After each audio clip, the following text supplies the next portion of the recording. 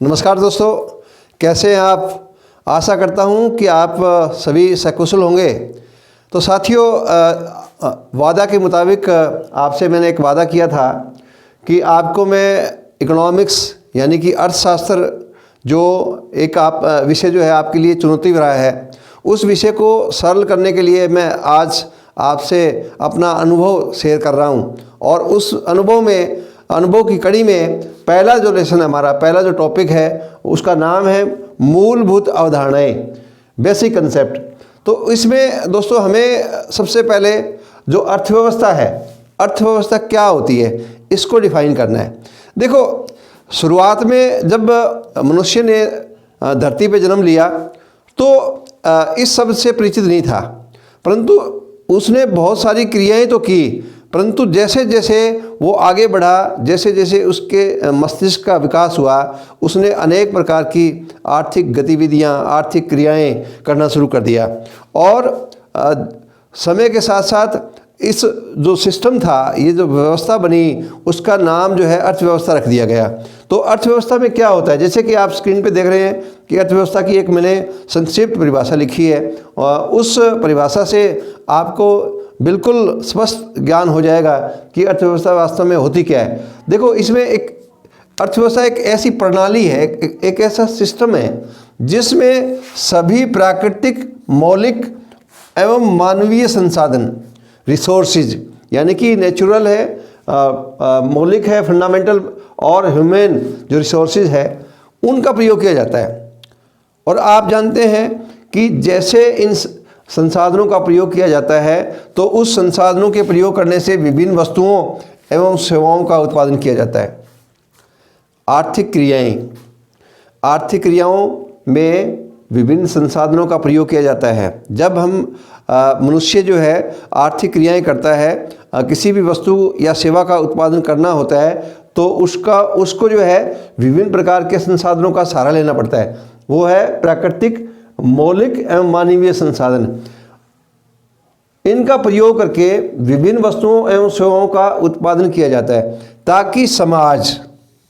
ताकि समाज के सभी लोग अपने जीवन में मूलभूत आवश्यकताओं की पूर्ति भली भांति कर सके। यानी कि जब वस्तुओं और सेवाओं का उत्पादन होगा, वस्तुओं और सेवाओं का उत्पादन करने के पीछे एक ही मकसद होता है कि मनुष्य अपनी जो ज़रूरतें हैं उनको पूरी करे। तो उनको पूरा करने के लिए ही इन वस्तुओं का या इन सेवाओं का उत्पादन किया जाता है, तथा इस व्यवस्था या प्रक्रिया से जीविका प्राप्त कर सके। यानी कि मनुष्य ये आर्थिक क्रियाएं करके अपने जीवन में जो ज़रूरतें होती है उनको पूरा करता है। यानी कि अर्थव्यवस्था जो है मनुष्य को जीविका प्रदान करती है। तो देखो, नाम से ही अर्थ जमा व्यवस्था, यानी कि जो आर्थिक क्रियाएं हैं, जैसे उत्पादन हुआ, उत्पादन करने के बाद उसका उपभोग हुआ, उसका वितरण हुआ, उसका विनिमय हुआ, यानी कि एक चक्कर बन गया। यानी कि इनका चक्कर बन गया और अर्थ को केंद्र में रखा।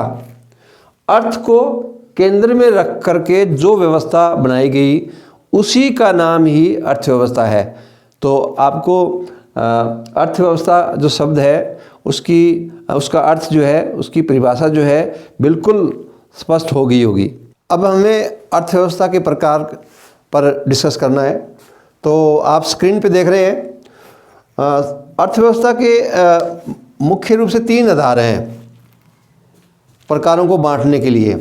तो पहला आधार ये है कि उत्पादन के आधार पर, और दूसरा है अवस्था के आधार पर, और तीसरा है अंतर संबंधों के आधार पर। और उत्पादन के आधार पर हम अर्थव्यवस्था को 3 भागों में बांटते हैं। पूंजीवादी अर्थव्यवस्था, जिसको इंग्लिश में कैपिटलिस्ट इकोनॉमी बोलते हैं, और सेकंड है समाजवादी अर्थव्यवस्था, सोशलिस्ट इकोनॉमी, और तीसरी है मिश्रित अर्थव्यवस्था, जिसको मिक्स्ड इकोनॉमी बोलते हैं। और उसके बाद अवस्था के आधार पर भी जो अर्थव्यवस्था है उसको 3 भागों में बांटते हैं। पहली है अल्प विकसित, under developed economy, under developed economy. Second है विकासशील अर्थव्यवस्था, डेवलपिंग इकोनॉमी। और तीसरी है विकसित अर्थव्यवस्था, डेवलप्ड इकोनॉमी। और अंतर शब्दों के आधार पर भी इसको दो भागों में बांटते हैं। खुली अर्थव्यवस्था, ओपन इकोनॉमी बोलते हैं, ओपन इकोनॉमी। और बंद अर्थव्यवस्था का मतलब ये है क्लोज्ड, इंग्लिश में इसको क्लोज्ड इकोनॉमी बोलते हैं, क्लोज्ड इकोनॉमी। तो देखिए अर्थव्यवस्था के जो प्रकार हैं हमने समझे। अब हम इनको जो सभी प्रकारों को वन बाय वन करेंगे, वन बाय वन करना है इनको। सबसे पहले पूंजीवादी अर्थव्यवस्था करेंगे, फिर समाजवादी अर्थव्यवस्था करेंगे और मिश्रित अर्थव्यवस्था करेंगे। आज की वीडियो में हम केवल 3 प्रकार की अर्थव्यवस्थाएं करेंगे, जिनमें ये है पहला, दूसरा और तीसरा। देखो फिर इसके बाद हम तीनों ही अर्थव्यवस्थाओं से संबंधित मल्टीपल चॉइस क्वेश्चन करेंगे और आपको चेक करेंगे कि आपने मेरे वीडियो को ध्यान से देखा है कि नहीं देखा। ठीक है, तो इसके ये करेंगे, पहले इनका अर्थ करेंगे और इनकी विशेषताएं करेंगे। पूंजीवादी अर्थव्यवस्था क्या होती है? आप स्क्रीन पे देख रहे हैं कि पूंजीवादी अर्थव्यवस्था वह है जिसमें उत्पत्ति के साधनों पर निजी स्वामित्व होता है। देखो, जो देश में साधन होते हैं उत्पत्ति के, अगर उन साधनों पर निजी व्यक्तियों का स्वामित्व हो तो पूंजीवादी अर्थव्यवस्था होती है। और इन साधनों को लाभ अर्जित करने के उद्देश्य से विभिन्न कार्यों में प्रयोग करने की स्वतंत्रता होती है। यानी कि इस अर्थव्यवस्था में जो विभिन्न साधन हैं उनका प्रयोग जो है लाभ, अधिक से अधिक लाभ कमाने के उद्देश्य से किया जाता है। और इन साधनों का विभिन्न कार्यों में प्रयोग करने की निजी जो व्यक्ति होते हैं, जो पूंजीपति होते हैं, उनको आज़ादी होती है कि वो इनका प्रयोग किस मकसद के लिए करें। पूंजीवादी अर्थव्यवस्था की विशेषताएं। पहली विशेषता ये है निजी संपत्ति का अधिकार। पूंजीवादी जो अर्थव्यवस्था है उसमें जो व्यक्ति जो होता है, जो पूंजीपति होता है, उसको अपनी संपत्ति जो है रखने, प्राप्त करने और उसका कहीं भी प्रयोग करने का अधिकार होता है। तो निजी संपत्ति का अधिकार होता है इसमें। सेकंड पॉइंट है आर्थिक स्वतंत्रता होती है। व्यक्ति को अपने इच्छा अनुसार किसी भी व्यवसाय को चुनने का अधिकार होता है। तीसरा है लाभ का प्रमुख उद्देश्य। इस व्यवस्था में पूंजीपति का जो प्रमुख उद्देश्य होता है वो अधिक से अधिक लाभ कमाना होता है। मांग पूर्ति की सापेक्षिक शक्तियों से मूल्य निर्धारण, अर्थात इस व्यवस्था में जो कीमतों का निर्धारण होता है वो मांग और पूर्ति की जो शक्तियाँ होती है उनके द्वारा निर्धारण होता है। नेक्स्ट पॉइंट है उपभोक्ता ही बाजार का सम्राट होता है। यानी कि इसका मतलब ये है कि इसमें उपभोक्ता जो है सम्राट होता है। इसका मतलब ये है कि उपभोक्ता अपनी आय का अपनी इच्छा अनुसार मनपसंद वस्तुओं पर खर्च कर सकता है। सरकारी हस्तक्षेप नहीं, इस व्यवस्था में सरकार का हस्तक्षेप नहीं होता। सरकार का काम केवल कानून बनाना होता है। स्वतंत्र प्रतियोगिता, इसके अंदर जो क्रेता होता है, विक्रेता होता है, उत्पादक होता है, सब में स्वतंत्र रूप से प्रतियोगिता पाई जाती है। तो ये पूंजीवादी अर्थव्यवस्था की विशेषताएं थी। यह अर्थव्यवस्था पूंजीवादी अर्थव्यवस्था की विरोधी है। और जहाँ पूंजीवादी अर्थव्यवस्था में उत्पादन के साधनों पर निजी व्यक्तियों का अधिकार होता था, उसी प्रकार इसमें समाजवादी अर्थव्यवस्था में इससे हट करके उत्पादन के साधनों पर समाज का अधिकार होता है। और पूंजीवादी अर्थव्यवस्था में जहां आय का समान वितरण नहीं होता, वहीं समाजवादी अर्थव्यवस्था में आय का समान वितरण होता है तथा व्यक्तियों में कुछ सीमा तक आधारभूत स्वतंत्रताएं पाई जाती है। तो ये समाजवादी अर्थव्यवस्था की विशेषता है, अर्थ है ये। आइए अब हम समाजवाद अर्थव्यवस्था की विशेषताओं के बारे में जानते हैं। सबसे पहली विशेषता है उत्पादन के साधनों पर समाज का स्वामित्व होता है। जैसे पूंजीवादी अर्थव्यवस्था में निजी व्यक्तियों का अधिकार होता था। इसमें उत्पादन के साधनों पर समाज का स्वामित्व होता है। सेकंड पॉइंट है उत्पादन संबंधी निर्णय सरकार द्वारा लिए जाते हैं इसमें। जैसे पूंजीवादी अर्थव्यवस्था में उत्पादन संबंधी जो निर्णय हैं वो पूंजीपतियों के द्वारा लिए जाते थे। इसमें जो उत्पादन संबंधी निर्णय हैं वो सरकार द्वारा लिए जाते हैं। कीमत यंत्र का महत्वपूर्ण स्थान नहीं, अर्थात कीमत यंत्र मार्केट मैकेनिज्म जिसमें मांग और पूर्ति का बहुत महत्वपूर्ण रोल होता है, परंतु इसमें कीमत यंत्र का महत्वपूर्ण स्थान नहीं का मतलब ये है मांग और पूर्ति जो है इसमें मांग और पूर्ति का इसमें कोई ज़्यादा रोल नहीं है। आर्थिक नियोजन का महत्वपूर्ण स्थान, समाजवादी अर्थव्यवस्था में जो आर्थिक नियोजन है उसका प्रयोग किया जाता है, यानी कि उत्पादन के साधनों का जो प्रयोग है एक योजना के तहत करके और उनसे उत्पादन किया जाता है।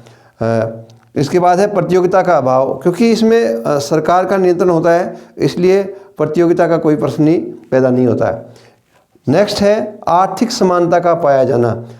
इसमें जैसे उत्पादन के साधनों पर समाज का अधिकार होता है इसलिए आर्थिक समानता इसमें पाई जाती है। अब हम मिश्रित अर्थव्यवस्था का अर्थ और विशेषताएं जानने का प्रयास करते हैं। तो ऐसी अर्थव्यवस्था जिसमें निजी एवं सार्वजनिक क्षेत्र का सह अस्तित्व होता है। देखो साथियों, निजी में हमने पढ़ा था पूंजीवादी अर्थव्यवस्था में, और सार्वजनिक में हमने पढ़ा था समाजवादी अर्थव्यवस्था में सरकार का जो उसमें अधिकार होता है। तो इस अर्थव्यवस्था में यानी कि मिश्रित अर्थव्यवस्था में निजी और सार्वजनिक क्षेत्र दोनों का सह अस्तित्व होता है, यानी कि दोनों तरह की पाई जाती है। इसमें आय व संपत्ति का वितरण जो है समान होता है। व्यक्ति अपना व्यवसाय चुनने के लिए स्वतंत्र है। व्यक्ति अपना जो व्यवसाय है वो अपनी इच्छा के अनुसार चुन सकता है। तो आगे हम इसकी विशेषताएं पढ़ते हैं, क्योंकि मैंने आपको पहले ही बता दिया था कि जो मिश्रित अर्थव्यवस्था है वो पूंजीवादी अर्थव्यवस्था और समाजवादी अर्थव्यवस्था का मिश्रण है।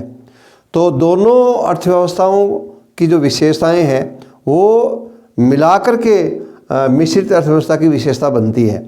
जैसा कि आप स्क्रीन पर देख रहे हैं, पहली जो विशेषता है वो निजी एवं सार्वजनिक क्षेत्र का सह अस्तित्व है। इसमें दोनों जो अर्थव्यवस्थाएं हमने पहले पढ़ी थी उन दोनों की विशेषताएं है ये।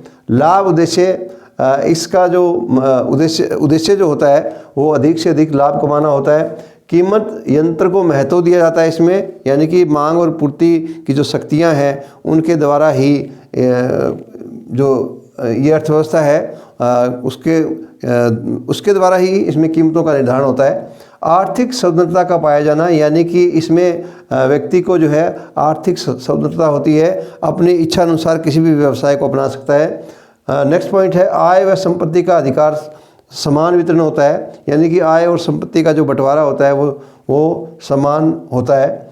नेक्स्ट पॉइंट है आर्थिक नियोजन का अपनाया जाना। इसके अंदर जो है उत्पादन के साधनों का जो प्रयोग है किसी नियोजन के तहत, किसी प्लानिंग के तहत किया जाता है ताकि उनका अधिक से अधिक प्रयोग करके उनसे अधिक से अधिक उत्पादन किया जा सके। तो दोस्तों ये हमने 3 प्रकार की अर्थव्यवस्थाएं पढ़ी, पूंजीवादी अर्थव्यवस्था, समाजवादी अर्थव्यवस्था और मिश्रित अर्थव्यवस्था। तो वीडियो लंबा ना हो जाए इसलिए मैंने केवल इन्हीं 3 अर्थव्यवस्थाओं का जिक्र किया है इस वीडियो में।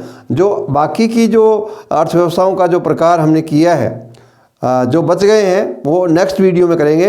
आशा करता हूँ कि आपको ये तीनों की तीनों जो अर्थव्यवस्थाएं हैं वो अच्छे से समझ में आ गई होगी। तो आपको जो है इन तीनों अर्थव्यवस्थाओं से संबंधित मैं आपको कुछ MCQ क्वेश्चन दूंगा जो आप अपना डिस्क्रिप्शन बॉक्स में आप देख सकते हैं। तो आप उन प्रश्नों का कोशिश करें, पहले इनको पढ़ें, अच्छे से पढ़ने के बाद ही आप उनका जवाब देंगे। तो अंत में मैं आपको यही कहता हूँ कि आप मेरे वीडियो को जो है लाइक करें और इसको ज़्यादा से ज़्यादा शेयर करें ताकि मेरा मनोबल दिन दुनी रात चौगुनी बढ़ता रहे और मैं आपके लिए बहुत ही फ़ायदेमंद जो वीडियो लाता रहूँ। जय हिंद, जय भारत।